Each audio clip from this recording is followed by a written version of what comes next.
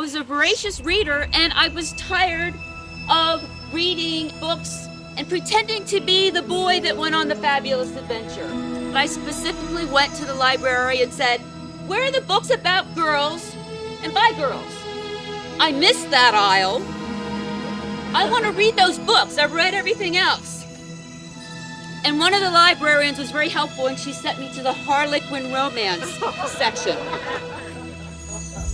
That was not quite what I meant. Women's Club joined the West Virginia Federation of Women's Clubs, and from there we enjoyed the General Federation. It was a whole nationwide federation of women's clubs, which was huge, huge event. And in 1912, we got together and decided if suffrage should be an issue. And the anti-suffrage said, well, women's clubs are never allowed to talk about religion or politics, and suffrage is politics. There were so many fascinating and accomplished people who made Mountain Lake Park at least their summer home. They would come spend the summer and enjoy all of the wonderful things that the Chautauqua program had to offer. And certainly Julia Ruhl was one of those more obscure, more hidden people that not many of us knew about her history. And with Sally's help, she looked for Julia Ruhl in every place and every corner, wherever she might have been found. Julia Ruhl was General Federation Director from West Virginia during the years of 1920, 1924. That's for the Women's Club. Wartime General Federation Chairman of Conservation, and served as General Federation State Secretary from 1914 to 1916. She was President of the West Virginia Federation of Women's Clubs, 1912 to 1930, and in 1917 was President of the West Virginia Equal Suffrage Association, holding that position until after the legislature ratified the suffrage amendment to the Constitution. When the association disbanded and became reorganized into the League of Women Voters, she served 2 years as its first president. That's Julia.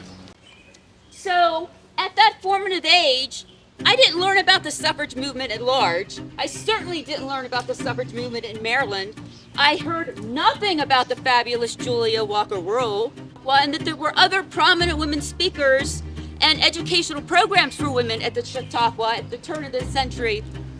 Didn't know anything about that, and never heard about the Garrett County pilgrimage with women who hiked across Garrett County and got more than 800 women to sign up as suffragists supporting the right to vote.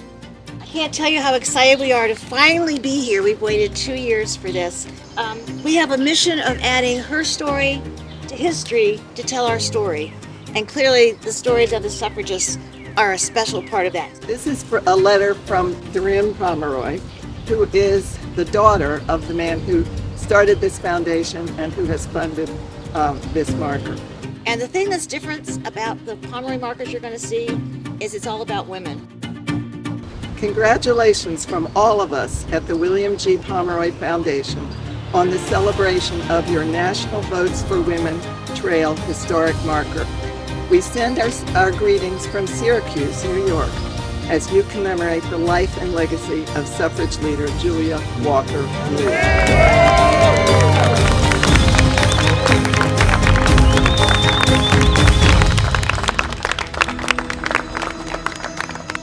The 20th passed in Charleston, and Julie was there, and the place was just jammed with people.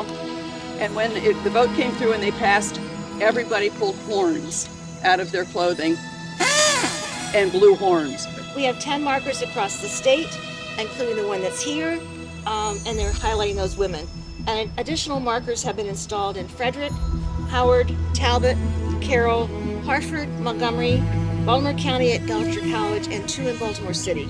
And so the 19th Amendment, as Christine alluded to, very quickly became the activity for the Equal Rights Amendment. Alice Paul sat down right after in 1920 and wrote the simple Equal Rights Amendment that we see today. It was first brought to Congress in 1923, whereas the fight for women's suffrage lasted about 75 years. We are going on 99 years for the Equal Rights Amendment. It is not dead. And Karen was gracious enough to let me see some of the research. And for us, it was the beginning of a start to identifying Garrett County suffragists in our own history. I'm honored to own this house, and I hope it continues historically long into the future.